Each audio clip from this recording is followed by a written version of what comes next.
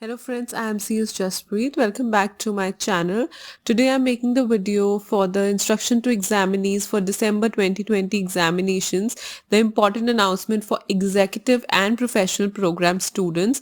Now the announcement is quite big. It has two parts. One is for executive and professional program student, the another is for foundation program students. So I am making different videos. For foundation there will be a different video, and this is just for the executive and professional program students. That too just part A, the general instructions, because there was it was a very long announcement, and I believe there will be it would become a very long video. So I've just made it and bifurcated it. This is part A. Part B and C will be in another video, and there will be a separate video for foundation students as well. All will come soon on this channel only. So let's get started with the general instructions for the examinees which are going to sit in December 2020 CS executive and professional program. The general instructions start with verifying your admit card. Now, as soon as you take out the print of your admit card, make sure that you check your name, photograph, signature, registration number, stage and module of examination, enrolled for examination center, medium of examination, dates and timings, details of paper-wise exemption granted, elective subject, everything. These are, admit card. You should, first of all, you should take the print of admit card as soon as it comes on the website. Don't delay such things, because even if you have studied well, you'll need the admit card alongside.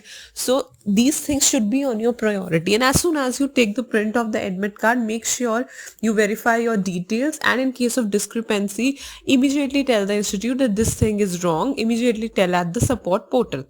Then, candidates are advised to carefully go through instructions to examinees. This is very important.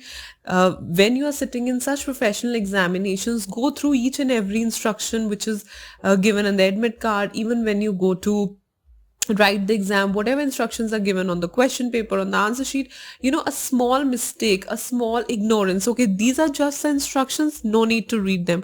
A small ignorance of any important point could cost you a lot. Always remember that. Always look at the instruction, read the instructions very carefully. These are not the things to be ignored. They play a very important role. A small ignorance can cost you an attempt. Always remember that. So read the instructions very carefully. Then third number says candidates should carry with them admit card and student identity card to the examination every day. These two things are very important. The moment the examination starts, keep these two things at a secure place one day before the examination only. And when you come back from the examination, again keep that things at the same place only. So the moment I would recommend, some table or somewhere near your door only. So the moment when you leave for the exam, you take them with yourself, and the moment when you come back, put these two things there only, so that you never forget that. These things are very important. Along with studying, these things are very important for you as well. And fourth, the superintendent of examination center and invigilators, they have been advised, because of the pandemic, the masks are there, so they will verify your identity anytime, definitely anytime, and also at the time of entry, and while they will take your attendance sheet. So keep your admit card and your student identity card with yourself. Now comes the fifth point. It's very important. You should have a valid identity card with you, which you have downloaded from this portal, the Smash portal, and that should be duly attested by the authorized official of the institutes, right? You should have that ID which is duly attested by the authorized official. Now, in case the ID does not has your photograph and your signature, they're not available on your downloaded ID, then you have to fix your photograph and put your signature on that, and you have to get it attested. By whom you can get that particular thing attested? You can get it attested by gazetted officer, member of ICSI, principal of recognized school, manager of nationalized bank. And for any reason, if some of the candidates are not holding the identity card due to technical practical problems, then you have to have some other photo identity card like passport, driving license, PAN card, UID, Aadhaar card. If you're not having that, please keep these things with you. So they can be they can act as a substitute of that. As a you can take a passport or a driving license or a PAN card, whatever you are having or whatever you took alongside. But please, admit card and student identity card is something, the moment your exam starts, keep a place, make a place that I'll keep these things here only. The moment I'll go for the exams, I'll pick up from there, and the moment I'll come back, I'll put the things there only. These are kind of, leading you to this, I will say, is just kind of professional behavior, which leads you to making a good professional. So try to organize these things as well along with studying.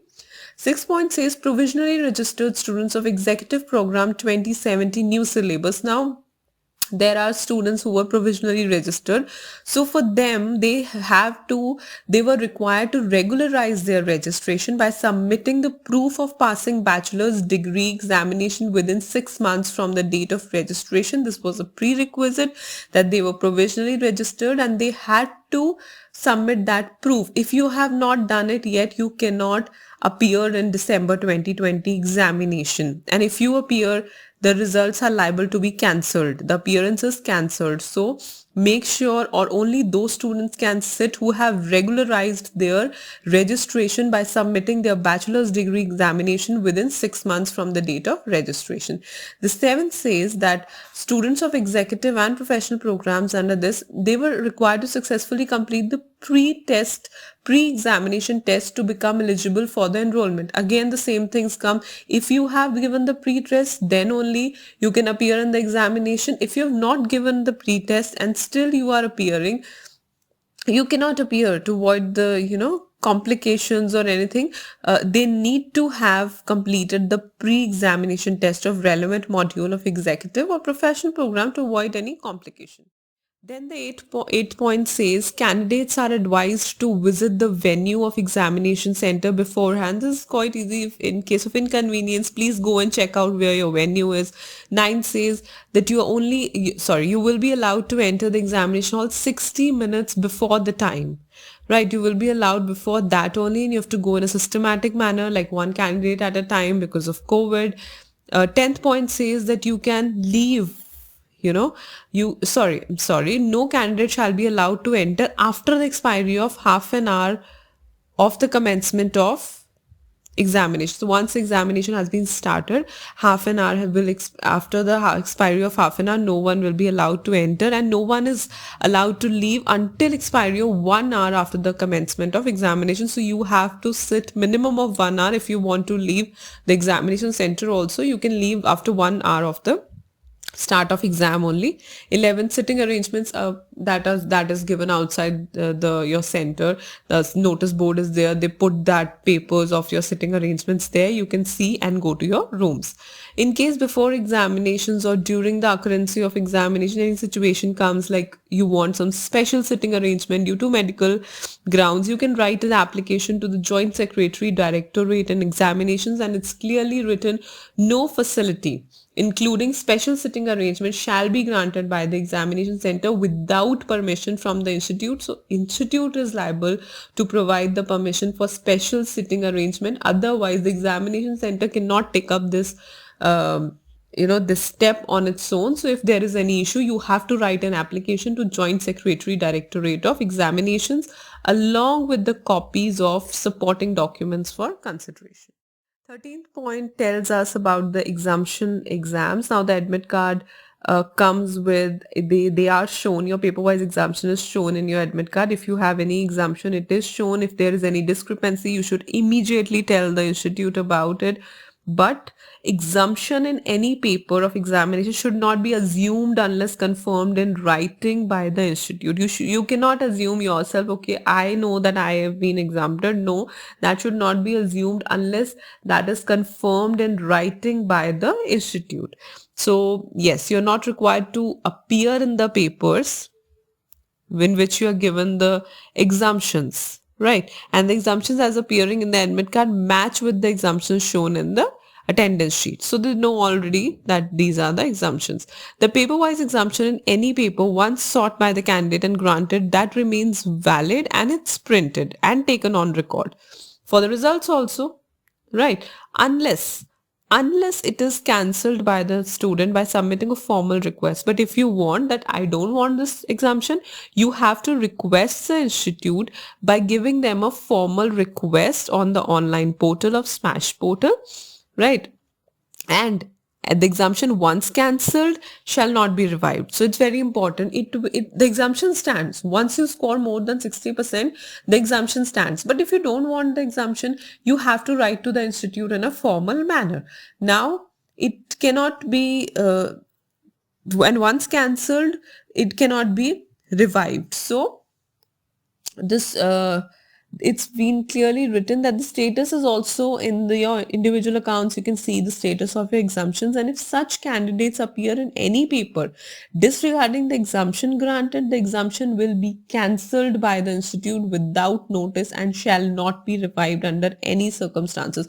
So if you want to cancel it, you have to give in writing. But if you appear in any paper disregarding the exemption granted as shown in the admit card, the exemption will be cancelled by the institute without notice and shall not be revived under any circumstances. So keep a very keen observations about your exemptions and according to your admit cards, according to your subjects. It is reiterated that the paper-wise exemption granted are cancelled on submission of a formal request. You have to write formally to the institute, or in the event of reappearance in the respective papers by the student despite an endorsement reflecting the exemption granted in the admit card. So admit cards comes with directly written that you have been exempted. Then also you appear, your exemption will be cancelled, or you write to the institute formally, your exemption will stand cancelled. Then 16th point says it may be noted that in some cases exemptions granted in accordance with various provisions, they are interrelated with other exemptions granted, and cancellation or appearance in any of the papers, they may result in cancellation of exemptions in all the interrelated papers. How it goes, like for example, if a candidate has been granted paper-wise exemptions in 3 papers on the basis of scoring like 64, 59 and 57 and 10 marks respectively, in 4 papers contained under module 1 of executive program in previous session, and in case he or she appears or cancels the exemption in any out of the 3 exempted papers having scored 60% in aggregate, all the 3 exemptions shall be cancelled, since the exemption criteria in this case is applicable only if all 3 papers are taken together. So this is a different kind of exemption. It says that it comes if the aggregate of 3 papers they have scored 60%, but if you cancel any one of the exemption, the other 2 will also be cancelled because it is an interrelated exemption criteria. So such guidelines are equally applicable to the professional students. So don't act smart that I will cancel one exam and I'll give it that is not possible. If you're taking that interrelated exemption criteria, then if you cancel one paper, all others will be cancelled as well. Or you appear in one paper, then others will also be cancelled. So that is why you have to take exemptions very carefully. You have to look into the criterias in which you have been exempted or the papers in which you have been exempted. So don't just indulge in studies. Keep a check on these things as well before appearing in the paper. Then candidates who have switched over from professional program 2007 syllabus to professional program 2012 syllabus have been granted. There was an additional paper-wise exemption in this ITSA paper, that is information technology and system audit paper, and or elective paper as the case may be, according to eligibility conditions defined under the modified switchover scheme. So whenever particular module has been exempted on the basis of granting exemptions as per the modified switchover scheme, the combination of modules in respect of candidates concerned have been suitably modified, and the candidates are advised to immediately point out the discrepancies. So the modules are also modified in that manner. The 18th point states that if you appear at some other center other than the one mentioned, your answer book will be cancelled, that the answer book of that student shall be less liable to be cancelled. Then medium of writing, please follow your own medium of writing. If you are ticking for going for English medium, write in that only, or if you're going for Hindi medium, write in that only. Don't confuse yourself and institute with your mediums of language. You can write only in that medium in which you have selected. Then all question papers will be provided in English language except following 3 papers of executive old syllabus and 2 papers of executive new syllabus of module 2, which will be provided in English with Hindi translation to those candidates who have opted for Hindi medium for writing their respective papers, but all other will be in English language only. The papers are given what are there, and the candidates must darken the circle against the column medium of writing Hindi. On the cover page there will be a column, please mark it Hindi. For executive program module 2 old syllabus, the papers are company accounts and auditing practices, capital markets and securities laws, and industrial labor and general laws. For new syllabus, they are securities laws and capital markets, and economic, business and commercial laws. And such candidates should ensure that they received the question paper printed in Hindi language only along with English conversion. So in case the question paper in Hindi medium as opted by him or her is not received, the matter should be immediately brought to the notice of the invigilator. You can talk to the invigilator about that. Don't worry about that. The 21st announcement tells that no candidate should bring, don't bring any books, study material, handwritten or printed notes, don't smartwatch, laptop, Bluetooth. Please don't bring all these things to the institute or the examination hall, because these are prohibited or objectionable items. And then personal belongings should not be, including your mobile phones. They are not allowed in the exam hall, in the exam room. And don't bring any valuable personal belongings, as they may get stolen and the institute is not liable for that. And you should refrain yourself from spreading any kind of rumors and hosting any kind of material on social media websites, including examination, like WhatsApp, Instagram, Facebook, YouTube, Twitter, etc., or any suspicious activity observed or rumors being spread. They will be looked into the matter by the institute. Don't do such things. Please refrain yourself from these things. And you should write in your own handwriting, but use blue coloring pen only. Don't use red or green pen or any other color pen. It is strictly prohibited. You can only use the blue coloring pen. The 25th instruction says use a normal 12-digit 6 functions and 2 memories calculator. Then irrespective of the use of calculators, you can working notes, invariably you should show all the important steps and the working notes. It's very important. If you're doing any rough work, please write rough work to question number this. On receipt of question paper, first of all, you have to write your roll number on the top of the question paper where it is specified. You have to write your roll number, and every candidate is required to satisfy himself that he has received the correct and complete question paper. These are just the basic things, Liz. See, I don't think I need to tell you, but still, you are going to become a professional. These are very basic things. You have to check yourself whether I have got the question paper, because everything is written on the first page of the question paper, the number of questions, the number of pages, everything. So be smart enough that you are checking all these things by your own only. And in case any candidate you have received a wrong question paper, like there is some different subject or some different stage, please tell the invigilator at that point of the time. Only don't just, come on, you have to be very smart. And I know you are, so you have to do these things. The next instruction is very clear. Do not write anything on the question paper. This is again a basic thing. Don't write anything on your question paper. Then write your roll number where required only. Don't write it anywhere where it is not required or where it is not asked. Right? You on the cover page of the answer book, you have to darken that OMR circles. You can do it with blue or black ballpoint pen, and you don't have to write anywhere else, including your additional answer books. So that is why I'm telling you, where not asked, don't write your roll number. You have to then every day you'll get those roll number barcode stickers, which you have to put it on your paper also while signing your attendance sheet. Please make sure you check there also. While signing the attendance sheet, check that you are taking that barcode sticker for your roll number only. Is that your barcode sticker only and you're signing at the right place only, because again I'm telling you, you have to take care of all these things. Nobody else will see. You are going to become a professional, so these things should be taken very carefully. Then while taking the, you have to check that they are yours, and you should sign the attendance sheet appropriately in your column only. Don't forget about that as well. Further instructions are that you should write in your own handwriting. Please make the pattern, write in a uniform manner. Then write on both sides. Don't attempt to temper the answer book. Please write whatever is asked. Don't write anything irrelevant, anything extraneous, or anything like sketches of God or religious symbols. Please don't do all these things, or criticism of question paper. These things are not they don't seem good when your paper is being checked. Please don't, and you're prohibited for doing these things.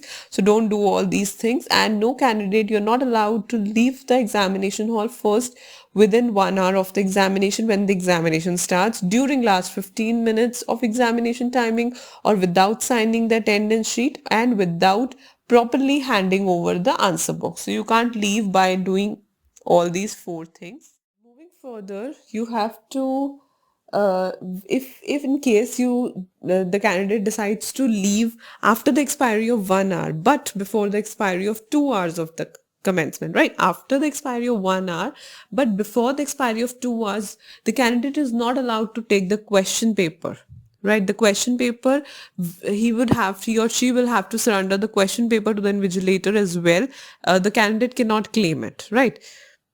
Then attempt the question as required and as given in the question paper. That's why I'm saying that the instructions are very important. Please read the instructions carefully, how many questions you have to attempt. In case of the, if you attempt the excess number of questions, only the first the questions which were required, they will be just given marks, not all the questions. So please, you have to take care what all are the options, how many questions are required to be attempted. Then start the question from the fresh page, and all the subparts should be given at one place only. The checker will not flip your pages and try to find where else you have put that subpart. So you have to attempt the whole question at one place only. Then put the cross against the questions which you have attempted. On the first page, there is a column in which you have to put the cross, and then there should be legible handwriting. It should be neat, clean, and required. You should cite all the relevant provisions, all the rules, all the laws, everything. The next instruction says that candidate cannot seek any clarification, interpretation, or advice from at any question or question paper from the center superintendent, vigilator, or general observers on duty. Then you have to write in legible manner. Bad and illegible handwriting will be given 0. It's clearly written. It will be given 0 by the examiner. Fasten your supplementary sheets with your answer book number 1, because obviously you will give the whole of the sheets which you have written.